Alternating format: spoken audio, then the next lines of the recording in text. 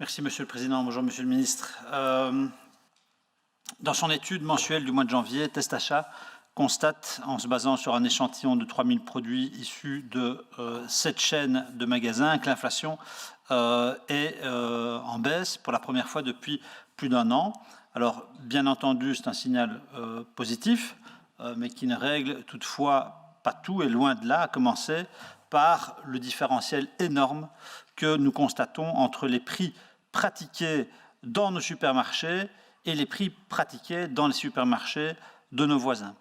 Par exemple, dans le Colruyt le plus proche de mon domicile, celui de Verviers, le shampoing Head & Shoulders, par exemple, pour ne pas citer de marque, est à 6,89 € et à une trentaine de kilomètres de là, au Kaufland de Montjoie, pas loin de chez moi non plus, mais côté allemand, il est à 4,75 €. Plus de 2 € d'écart, et le constat est à l'avenant pour un grand nombre de produits. Je pourrais citer les sodas qui sont régulièrement 2 fois moins chers, et rien d'étonnant dès lors à ce qu'on assiste dans mon arrondissement chaque week-end à une grande migration commerciale vers les super et les hypermarchés de Montjoie, d'Aix-la-Chapelle ou encore de Würselen, au détriment du secteur belge de la grande distribution qui emploie pourtant des dizaines de milliers de personnes. Et cette situation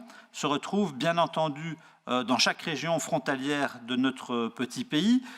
Conscient du problème et afin de l'objectiver, vous aviez annoncé en effet en septembre que vous alliez demander à l'Observatoire des prix de réactualiser l'étude menée en 2017 sur l'évolution des prix et de la concurrence. Alors, mes questions sont les suivantes. Est-ce que cette requête a-t-elle été effectuée?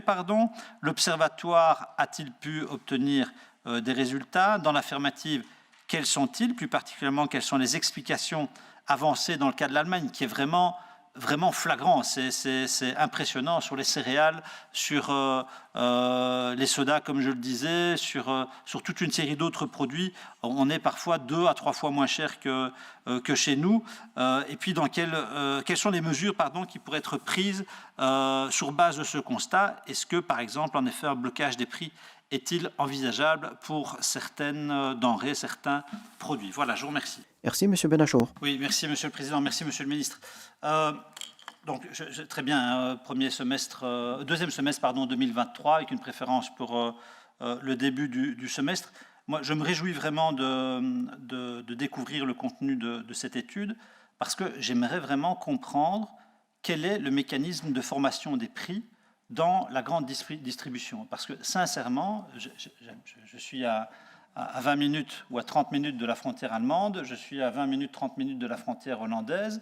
Je le confesse, je vais parfois faire mes courses en Allemagne. Je ne comprends pas que le Coca-Cola soit vendu 1,50 € le litre chez nous, 75 cents en Allemagne, que le gel douche ou le shampoing soit vendu 11 à 12 € le litre chez nous et 3 à 4 € le litre en Allemagne. Je ne comprends pas que le fromage, l'Erdamer par exemple, le fromage en tranche, coûte 4,35 € au Delhaize près de chez moi et coûte 2,40 € en Allemagne. Comment est-ce qu'on peut, quand il n'est pas en promotion? Parce que quand il est en promotion, il est encore moins cher. Je l'ai déjà eu à presque 1 € en Allemagne, le paquet de 8 tranches de l'Erdamer. Je veux dire, à un moment donné, c'est difficile de comprendre pour un consommateur lambda que les marges n'auraient pas augmenté en Belgique dans la grande distribution.